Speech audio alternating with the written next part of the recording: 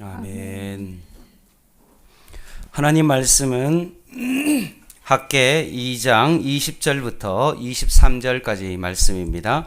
구약 성경 1312쪽에 있습니다. 학개 2장 20절부터 23절까지 말씀 한 절씩 교독하겠습니다. 그달 24일에 여호와의 말씀이 다시 학개에게 임하니라. 이르시되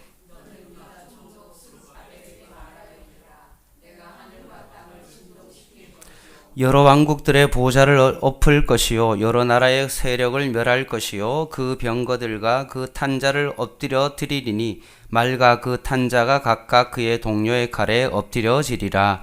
만군의 여호와가 말하노라. 스알디엘의 아들 내 종 스룹바벨아, 내가 여호와께 말하노라. 그날에 내가 너를 세우고 너를 인장으로 삼으리니 이는 내가 너를 택하였음이니라. 만군의 여호와의 말이니라 하시니라. 아멘.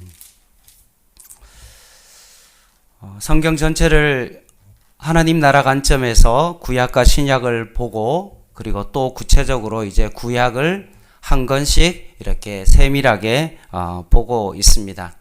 이제 딱 세 권이 남았죠. 학개, 스가랴, 말라기 세 개가 남았습니다. 그런데 요 세 개가에 대해서 좀 역사적인 이스라엘의 역사를 좀 그래도 말씀드려야 될 것 같습니다. 뭐 거창한 건 아니고요. 그냥 간단하게 좀 소개를 하려고 합니다. 이스라엘이 애굽에서 종살이 하다가 어떻게 됐습니까? 모세를 통해서 결국 하나님께서 지도자를 통하여 출애굽하게 했죠. 그리고 광야에 40년 동안 유리방황하다가 다음 세대들이 결국 가나안 땅에 들어갑니다.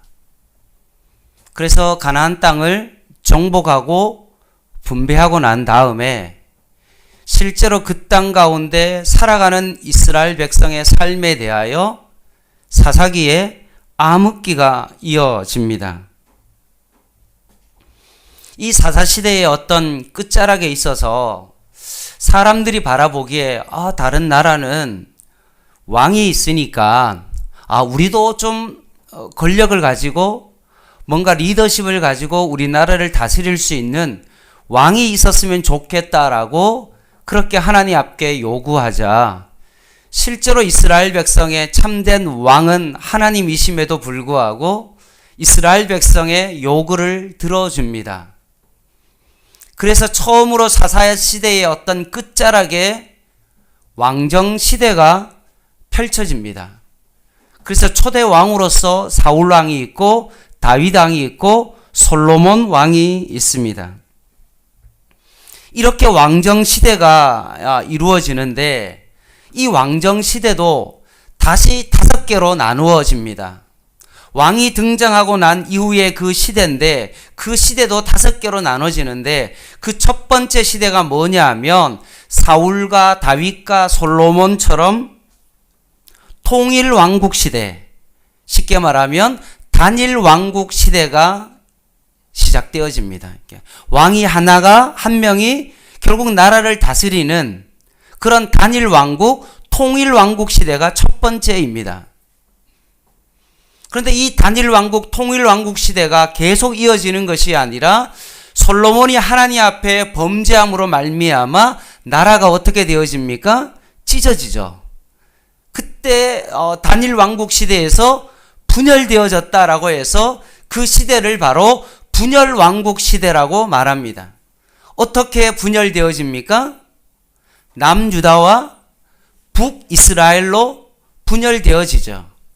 그래서 이 분열 왕국 시대에 북쪽은 북이스라엘인데 그 북이스라엘이 결국은 분열 왕국 시대에 북이스라엘은 아수르의 나라에 멸망당하죠. 그리고 남유다는 어떻게 되어집니까? 분열 왕국 시대 가운데 바벨론이라는 나라에 의해서 멸망당합니다. 그래서 이렇게 분열 왕국 시대가 마무리되어지죠. 그래서 통일 왕국 시대를 지나서 분열 왕국 시대로 지나는데 북이스라엘은 아수르에 망하고 남유다는 바벨론에 망하는 그런 시대가 되어집니다. 그래서 이제 분열 왕국 시대가 지나고 이제 남유다가 어떻게 되어집니까? 포로로 끌려가죠.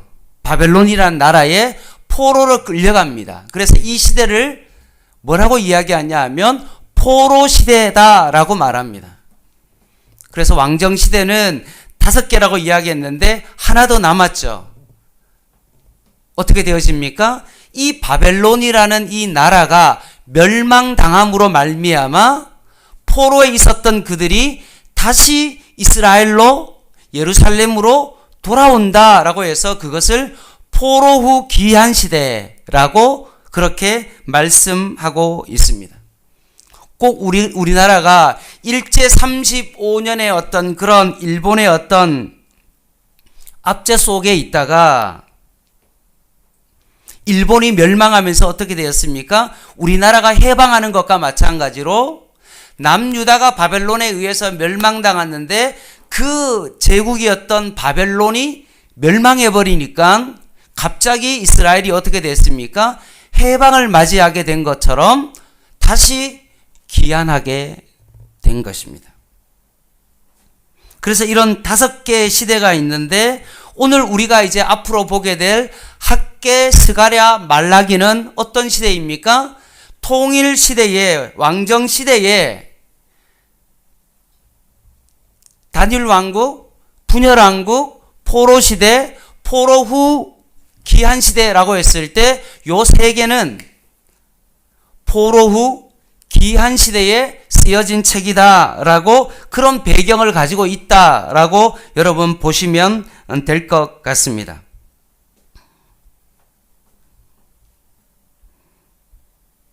그래서 우리가 역사서를 보면 우리 역사서가 여호수아서부터 시작해 가지고 나중에 에스더로 끝나잖아요. 이게 역사서잖아요. 그런데 뒤에 보면 우리가 역대상하 그리고 에스라, 느헤미야, 에스더 역사서의 후반부에 있었던 그 책들이 언제 쓰였냐면 이렇게 포로 후 귀한 시대에 쓰였던 책이다라고 보시면 됩니다. 그래서 역사서를 볼 때 그리고 선지서를 볼 때 그 2개가 맞물려서 그 역사적 배경을 가지고 보면 됩니다. 그래서 결론으로 말하면 그냥 이 이야기를 하고 싶었습니다. 포로 후 귀한 시대에 쓰인 책이 학개, 스가랴, 말라기인데 그 가운데 오늘 첫 번째 책인 학개서 말씀을 보려고 합니다. 자, 그러면 성경을 읽어보면 학개서를 딱 읽으면 여러분 뭐가 생각납니까? 성전 건축 그게 떠오릅니다. 대부분 학개서 하면 성전 건축이 떠오릅니다. 그래서 뭐 내용은 잘 기억하진 못하지만 나무를 베어다가 성전을 건축하라라는 어떤 그 말이 좀 인상에 좀 많이 남습니다. 그래서 이 부분이 주로 언제 때 많이 쓰이냐면 성전 건축이니까 이 본문이 주로 교회가 성전을 건축할 때 주로 많이 설교하는 설교 본문이었어요. 그리고 저도 어렸을 때 교회를 건축하고 교육관을 어떤 건축하는 그 과정 속에 지금은 뭐 다른 사람에게 뭔가 이렇게 일을 맡기고 건물을 짓도록 했지만 그 당시에는 어떻게 했냐 하면 한 사람당 벽돌 1장씩 헌금하기도 하고요. 저도 그때 어렸지만 그래도 교회 건축하는 벽돌 나르는 그 일을 제가 했던 기억이 있습니다. 그렇기 때문에 이 성전 건축에 관계된 말씀이 바로 학개서 말씀입니다. 그래서 우리가 왜 성전 건축을 하게 되었냐라는 배경을 좀 알아야 되지 않겠습니까? 왜 성전을 건축해야 될 이유가 뭐냐라고 했을 때 그거를 조금 헷갈리니까 그래도 정리하고 넘어가겠습니다. 하나님께서 출애굽하고 난 다음에 1년이 지난 즈음에 시내산에서 하나님께서 이스라엘 백성에게 성막을 지으라고 말씀했습니다. 그래서 성소와 지성소를 해서 거기서 너희가 광야 생활 가운데 내가 너희와 함께 하겠다라고 말씀하십니다. 그런데 이 성막이 그 안에 있는 가장 중심인 언약궤가 광야의 어떤 이동 가운데 있고 때로는 가나안 땅에 들어가서도 자꾸 이방인들이 와서 침범해서 언약궤도 막 빼앗기고 막 이런 일들이 벌어지니까 다윗이 생각하기에 자신은 너무나 좋은 궁궐과 같은 그런 집에 있는데 하나님의 임재의 상징인 그 법궤는 어떻습니까? 뭔가 천덕꾸러기처럼 정말 안정적인 그런 장소가 없는 겁니다. 그래서 하나님 앞에 다윗이 하나님, 제가 하나님을 위해서 하나님의 집을 마련해 주겠습니다 라고 했더니만 하나님께서 너는 전쟁 가운데 피를 너무 많이 흘렸으니 너는 성전을 짓지 말고 너의 아들 솔로몬이 그것을 짓게 허락해 준 거죠. 그래서 사실 솔로몬이 성전을 다 지은 것이 아니라 다윗이 정말로 먼저 성전을 지을 수 있는 모든 기반과 그런 재료나 이런 것들을 사실은 다윗이 다 이제 준비한 거죠. 그리고 이제 솔로몬이 이제 성전을 지은 겁니다. 광야에서의 그 성막의 모형을 따라서 그것이 솔로몬의 성전으로 그것이 지어지게 된 겁니다. 그래서 처음으로 성전이 어떤 성전이 있습니까? 솔로몬 성전이 세워지게 된 겁니다. 그런데 이 솔로몬 성전이 바벨론이 침략함으로 말미암아 어떤 일이 벌어졌냐 하면 성전이 완전히 바벨론에 의해서 파괴된 거예요. 해파된 거예요.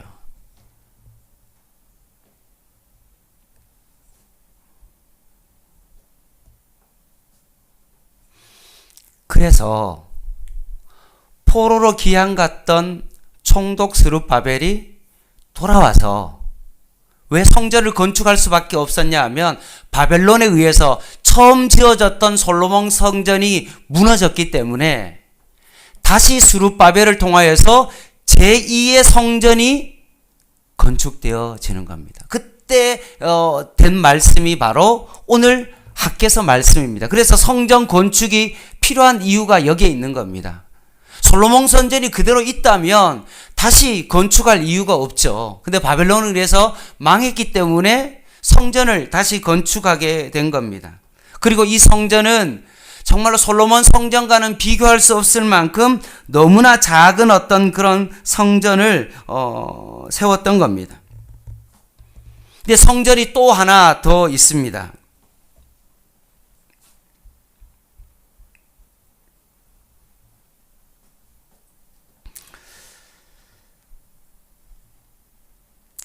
예수님이 오셨을 당시에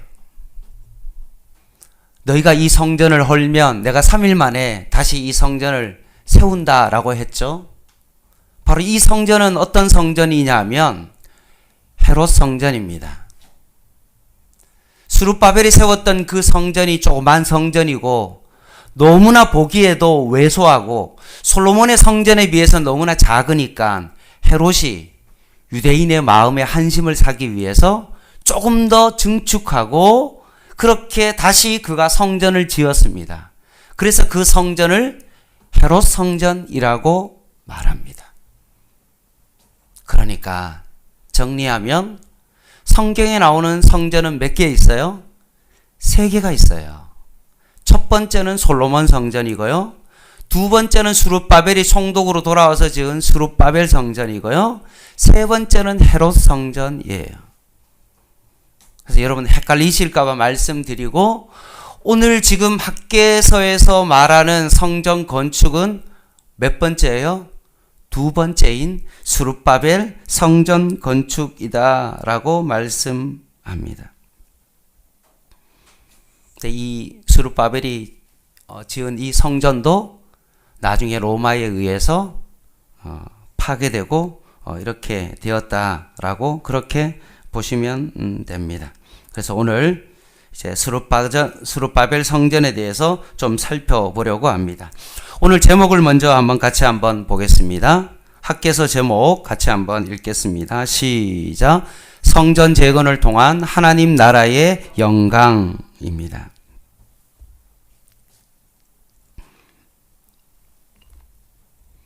이스라엘 백성이 죄를 범함으로 말미암아 불쏘시개로 결국은 바벨론을 통하여 이방인의 포로로 잡혀갔다가 그들이 다시 하나님의 백성이 다시 한번 돌아온 그 백성을 대상으로 기록되어집니다. 이스라엘 백성들은 총독으로 임명받은 스룹바벨이 돌아와서 지금 예루살렘으로 귀환했고 그리고 무너진 성벽 재건을 지금 하려고 합니다. 자, 바벨론의 포로로 있을 때 정말로 예루살렘 성전에 대한 그 마음, 그리움은 엄청났겠죠. 꼭 이런 거랑 같습니다. 신교대를 갔더니만 군대를 갔는데 주일이 되었는데 예배를 못 드려요. 교회를 못 가는 겁니다. 한 주가 지나고 두 주가 지나도 주일날 교회를 안 보내줘요. 그런데 3주째 되는 날 줄을 서서 이제 기독교인 사람들 집합해가지고 교회를 가는데요. 교회를 들어가지도 않았는데도 불구하고 제 마음 가운데 막 눈에서 막 눈물이 막 떨어지는 거예요. 예배를 드리는 내내 계속해서 눈물 흘리면서 예배를 드렸습니다. 예배가 얼마나 소중하고 정말 예배를 드릴 수 없는 어떤 그런 환경 가운데 있었던 그 마음, 그건 엄청난 거죠. 저는 스룹바벨이 총독으로 임명을 받아서 성전을 건축하려고 했던 그 초반의 그 마음은 정말로 열정으로 가득 찼다라고 저는 생각합니다. 그리고 포로로 귀환한 사람들의 마음 가운데 그렇게 가고 싶었던 그 성전에 자기들도 예루살렘으로 돌아와서 성전을 건축하려고 했을 때 처음에 그들의 마음은 제가 처음에 정말로 예배를 드리지 못하다가 교회에 갔을 때 그런 마음이랑 똑같을 거라고 생각합니다. 더 간절했다고 저는 생각합니다. 정말로 이번에는 성전을 정말로 다시 한번 잘 재건할 것이다 라는 그런 마음으로 지금 돌아온 겁니다. 근데 막상 성전을 재건하려고 하니 뭔가 일을 하려면 자기 집도 있어야 되고 뭔가 먹고 살아야만이 성전 건축도 하지 않겠습니까? 그런데 예루살렘이라는 어떤 그 성은 뭔가 제대로 있는 것이 없으니까 예루살렘 성을 건축하기에는 너무나 어려운 겁니다.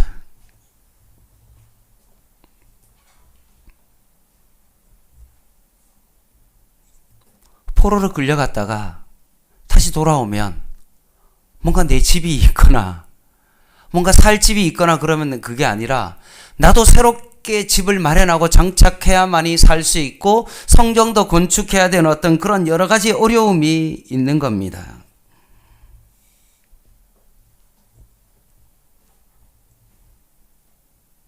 우리가 느헤미야를 통해서 알 수 있었던 것처럼 느헤미야가 성벽을 재건하려고 했을 때 유대인들이 다시 하나님께로 되돌아오려고 했을 때 어떤 일이 벌어졌습니까?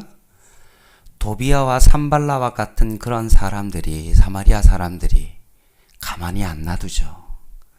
사단이 성벽을 재건하지 못하도록 방해하잖아요. 마찬가지로 지금 성전을 재건하려고 하고 열정을 가지고 다시 한번 믿음을 회복하기 위해서 뭔가 지금 일을 하려고 하면 사단이 가만히 있을 리가 없잖아요. 엄청나게 방해를 하는 겁니다.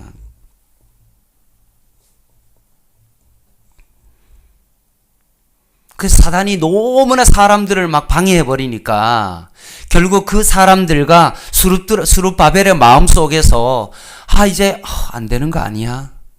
라고 마음을 놔버리는 거예요.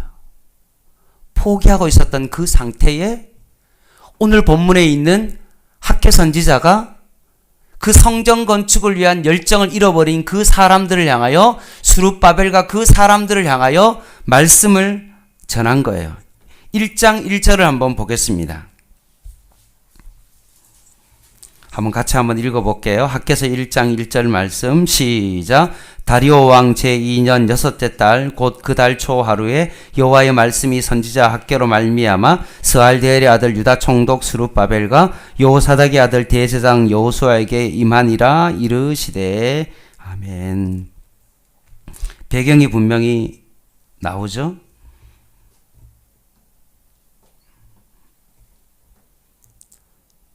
성전을 건축하러 왔는데 막상 건축하려니 너무나 힘이 들고, 그리고 내 삶의 기반이 있어야 되는데 그 삶의 기반을 먼저 마련하는 그 과정 속에 성전 건축은 마음속에서 자꾸 멀어지고, 뭔가 여기서 내가 삶의 기반을 마련해야 되는 어떤 그런 일에 관심이 너무나 많이 가 있는 거죠.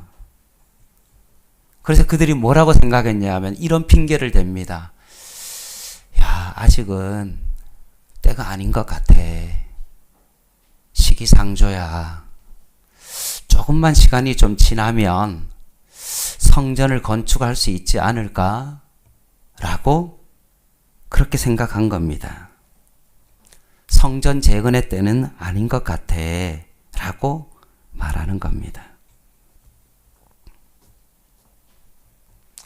오늘날 우리의 모습과 마찬가지죠. 우리가 좀 교회는 작지만 선교합시다. 그러면 대부분의 많은 교회들은 어떤 생각을 합니까? 목사님, 교회도 작고 우리 교회도 지금 교역자 사례비도 제대로 잘 못 주고 그러는데 지금 뭔 선교를 합니까? 라고 말할 수 있겠죠. 그죠? 목사님, 바자회 하는데 바자회 수익금 맨날 선교하는데 다 써버리면 우리 교회는 뭐 합니까? 뭐 이런 생각을 가질 수 있는 거잖아요.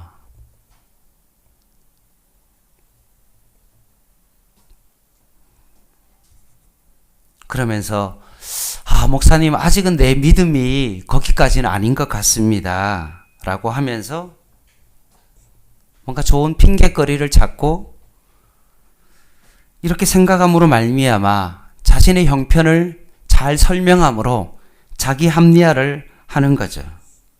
이럴 때 학개 선지자가 9절 말씀 한번 볼까요? 너희가 많은 것을 바랐으나 도리어 적었고 너희가 그것을 집으로 가져갔으나 내가 풀어버렸느니라. 나 만군의 여호와가 말하노라. 이것이 무슨 까닭이냐? 내 집은 항폐하였으되 너희는 각각 자기의 집을 짓기 위하여 어떠했습니까? 빨랐다.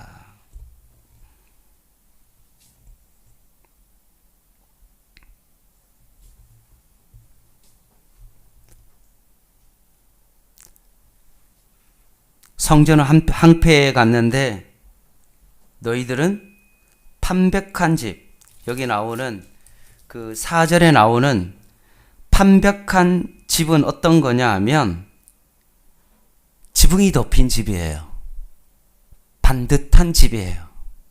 자기는 뭔가 살아야 되니까 반듯한 집이 있고 뭔가 이렇게 지붕이 있는 어떤 그런 집에서 살면서도 여호와의 성전은 해파되고 정말로 이렇게 항폐한데도 불구하고 너희들은 자기의 집을 짓는 것에 오히려 더 빨랐다라고 말하면서 학개 선지자가요, 뭐 돌려서 이야기하는 것이 아니라 그냥 직설적으로 그냥 그대로 스룹바벨과 그 성전 건축하는 사람에게 그냥 이야기한 겁니다.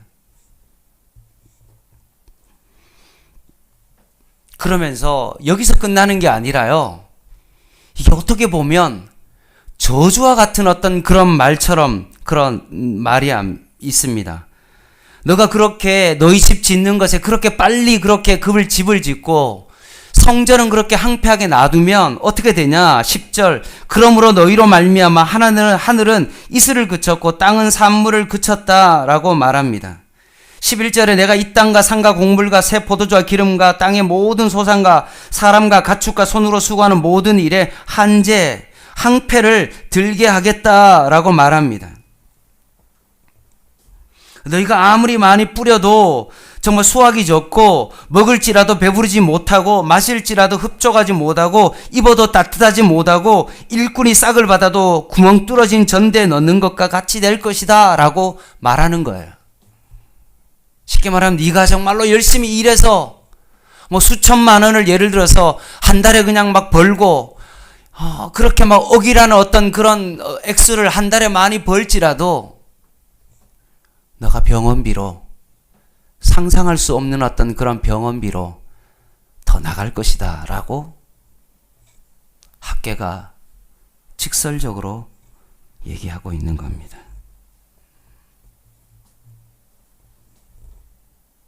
너가 막 파수꾼을 두어서 네가 가지고 있는 집의 돈을 아무리 지키려고 해도 도둑이 와서 다 가져갈 것이다 라고 말씀합니다. 여러분, 이 말씀을 들으면서 어떻습니까? 오늘날 이렇게 설교하는 설교자가 있을까요? 참 드물겠죠. 저도 아마 이렇게 설교 잘 못할 것 같습니다. 말씀대로 설교한다고 하지만 저도 생각보다는 그렇게 잘 못할 것 같습니다.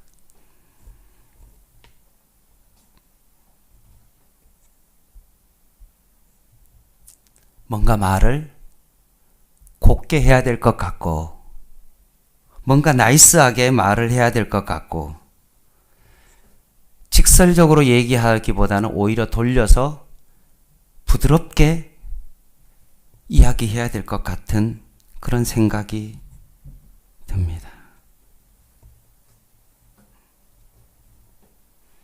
근데 학계 선지자는 그렇게 곱게 이야기하고 둘러서 이야기하고 있는 것이 아니라 그냥 직설적으로 너가 하나님의 나라와 의를 구하지 않으면 너희가 갖고 있는 모든 재물과 모든 생명과 모든 것들을 하나님께서 다 빼앗아간다. 그러니 이 경고의 말씀을 듣고 너가 하나님의 나라를 위해서 달려가야 된다라고 학개서가 그냥 그대로 직설적으로 지금 얘기하고 있는 것입니다. 그러면서 참된 말씀을 1장에 전하고 난 다음에 2장에 다시 한번 소망으로 넘어가는데 어떤 내용이냐 하면 그러니 학개 선지자가 이제는 너희들이 하나님의 백성이 하나님의 나라를 위해서 힘을 모아서 일할 때다. 그래야만이 하나님이 함께 하신다는 그런 이야기를 지금 하고 있는 것입니다. 이스라엘이 처음에는 와서 뭔가 정말 성전 건축을 위해서 해보려고 했는데 자꾸 사단의 방해와 어려움이 있을 때마다 그것에 부딪힘으로 말미암아 계속해서 마음이 꺾인다는 거예요. 그래서 이제는 못하겠다. 이제는 더 이상 견딜 수가 없다. 나도 이제 먹고 살아야 되지 않느냐라고 자꾸 핑계를 댈 수밖에 없고 자꾸 좀 더 좋은 상황이 오면 내가 이런 일을 해야겠다라고 그렇게 이야기하는 겁니다. 근데 하나님께서 2장의 소망 가운데 뭐라고 이야기하냐 하면 이렇게 이야기합니다. 완전히 이스라엘 백성과 반대로 이야기해요.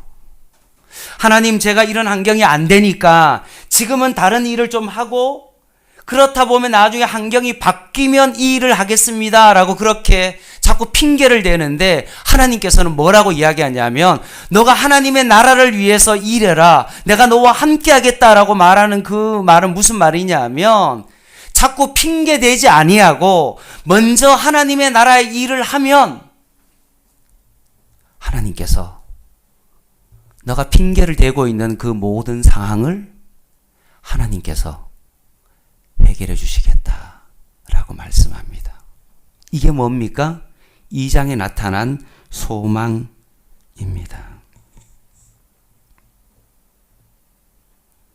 너가 핑계대는 모든 상황들을 바라보며 이 상황을 바꿔주시는 하나님이 너와 함께 할 것이다 라고 말씀합니다. 그래서 학개서의 핵심 구절이죠. 2장 4절입니다.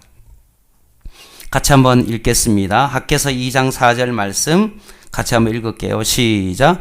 그러나 여호와가 이르노라 스룹바벨아 스스로 굳세게 할지어다. 여호사닥의 아들 대제장 여호수아야 스스로 굳세게 할지어다. 여호와의 말이니라. 이 땅 모든 백성아 스스로 굳세게 하여 일할지어다. 내가 너희와 함께하노라. 만군의 여호와의 말이니라.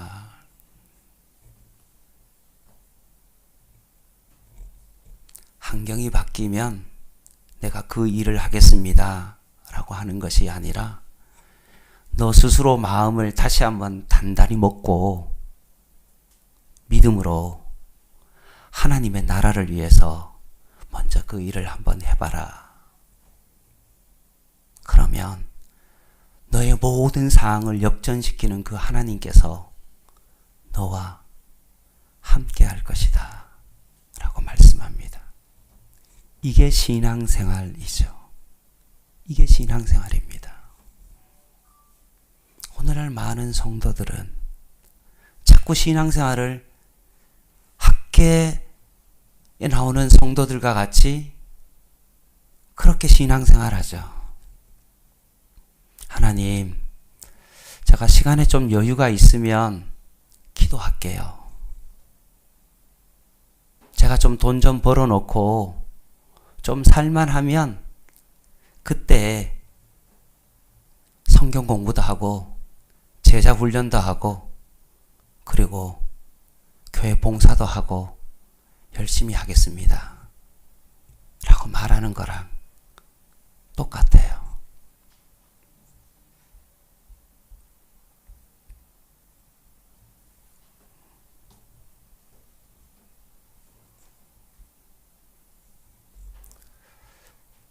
많은 사람들이 애를 키우면서 하나를 키우는데 너무나 힘들어서 목사님 애 키우는 게 너무나 힘들어요.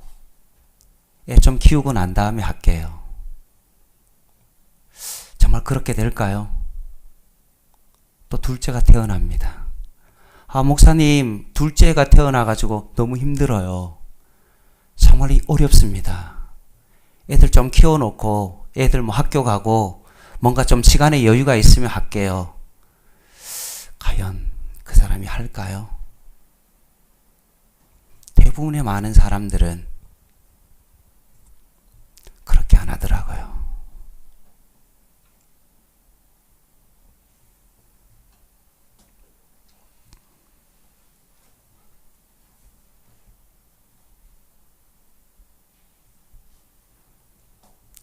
우리가 스스로 굳세게 해야 됩니다. 여러분 마음이 연약해지면 안 됩니다. 여러분 교회가 상황이 좋아지면 선교를 한다고 그렇게 얘기하는 교회 쳐놓고 여러분 선교하는 그런 교회 봤습니까? 교회 성전 건축하는데 빚이 너무 많아가지고 빚 다 갚고 난 다음에 성전 건축하겠다고 하는 그런 교회 쳐놓고 선교하는 교회 봤습니까? 그렇게 선교하는 교회는 없습니다. 그냥 우리가 스스로 마음을 굳세게 하고 그냥 믿음으로 그것을 감당하며 그냥 나가는 거예요. 자꾸 환경이나 나이나 이런 거 핑계 대는 것이 아니라 내가 할 수 있는 범위 내에서 우리가 스스로 마음을 굳세게 하고 그것을 믿음으로 나가는 거예요. 그래서 선교하러 나가는 겁니다. 선교사를 파송하는 거예요.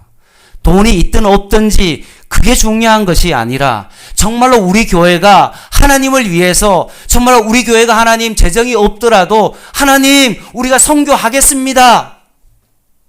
우리가 마음을 스스로 굳세게 하고 정말 환경이 돼서 하는 것이 아니라 환경이 안 되어도 하나님 이것을 하겠습니다라고 하나님 앞에 모든 것을 맡기고 이 일을 하면 어떻게 됩니까? 하나님께서요 환경을 바꾸셔서 하나님께서 함께 하셔서 그 일을 하는 겁니다.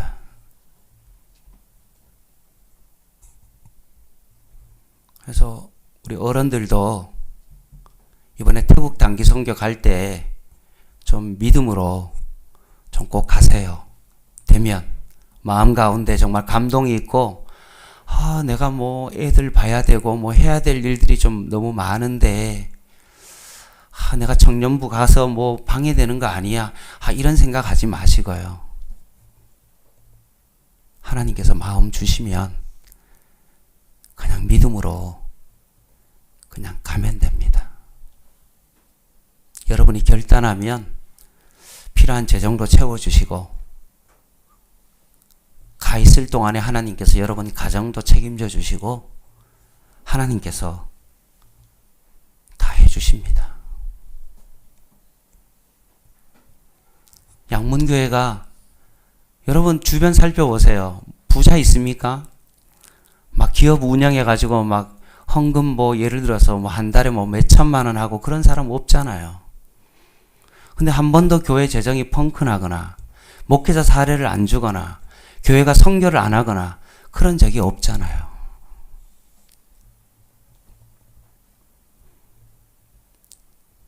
오히려요 반대로 선교사가요 양문교회 헌금해요.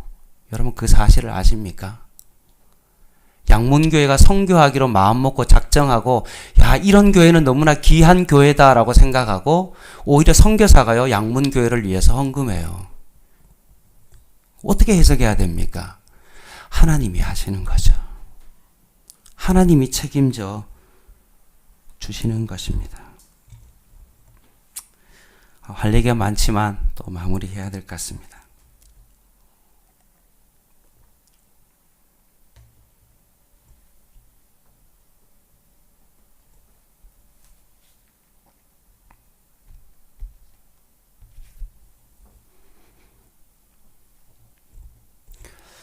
솔로몬의 성전에 비해서 스룹바벨 성전은 어떠합니까?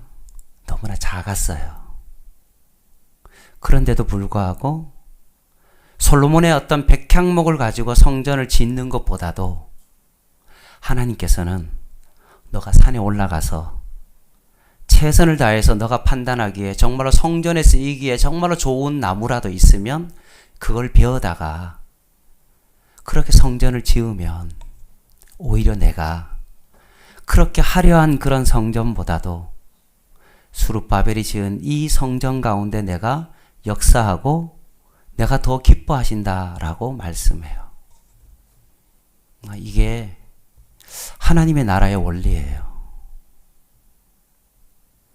큰 교회는요, 성도들도 많고 재정이 많으니까 선교 일도 할 수 있고 재정이 되니까 할 수 있지만 작은 교회가 정말로 자신의 어떤 작은 물질이라도 하나님의 나라를 위해서 내 삶의 물질을 좀 드리고 그것을 통해서 하나님 나라의 성전을 짓는다면 여러분이 하나님이라면 어떤 걸 더 기뻐할까요?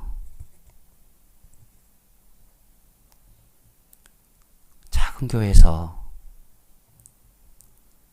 그렇게 애쓰고 힘쓰는 거에 대해서 더 기뻐하지 않을까요? 최근에 제가 뭐 가끔가다 저희 어머니랑 전화드리거든요. 근데 저희 아들이 철이 들었는지 요즘 할머니 살 날이 얼마 안 남은 것 같다고 거의 뭐 일주일에 2-3번씩 전화해요. 저도 그 정도 안 하거든요.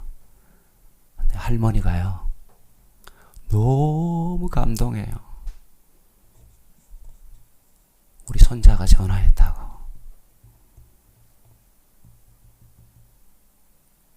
이게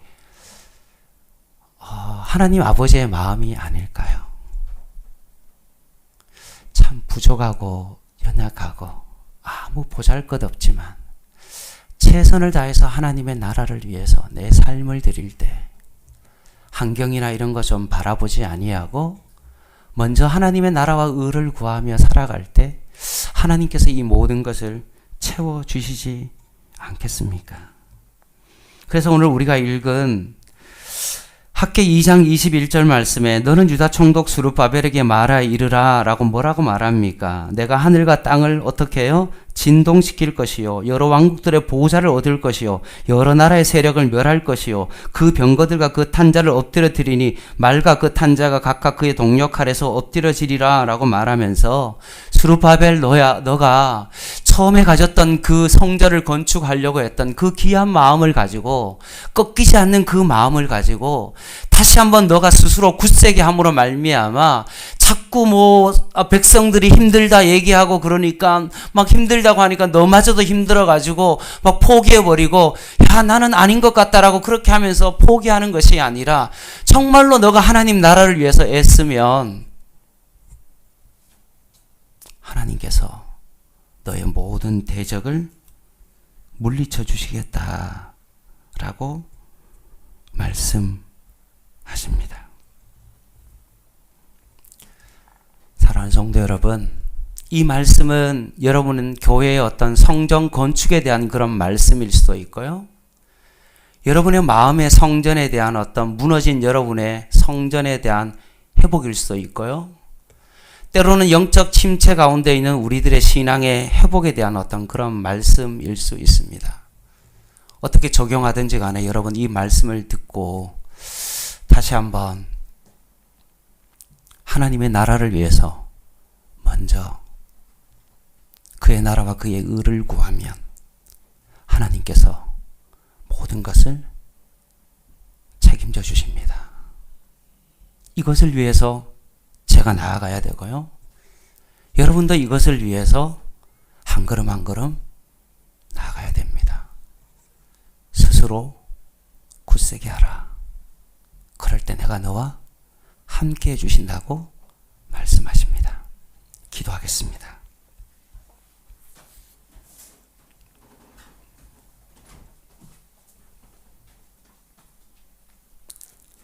하나님 아버지, 우리의 통치자가 되신 그 하나님의 그 성전의 기초 위에다가 하나님의 나라를 위해서 한 걸음 한 걸음 걸어 나아갈 수 있는 양문교회 되게 하여 주시옵소서. 사람에 의해서 움직이는 교회가 아니라 하나님이 주인 되어지는 그런 교회 되게 하시고 하나님의 주권을 의지하며 믿음으로 한 걸음 한 걸음 걸어 나아갈 수 있는 양문교회 되게 하여 주시옵소서. 행여나 오늘 이 말씀을 들으면서 우리의 무너진 마음의 성전이 있다면 다시 한번 하나님 스스로 굳세게 하게 하여 주시고 핑계대지 않게 하시고 하나님의 나라를 위해서 함께 걸어가게 하여 주시옵소서. 예수님의 이름으로 간절히 기도드립니다. 아멘.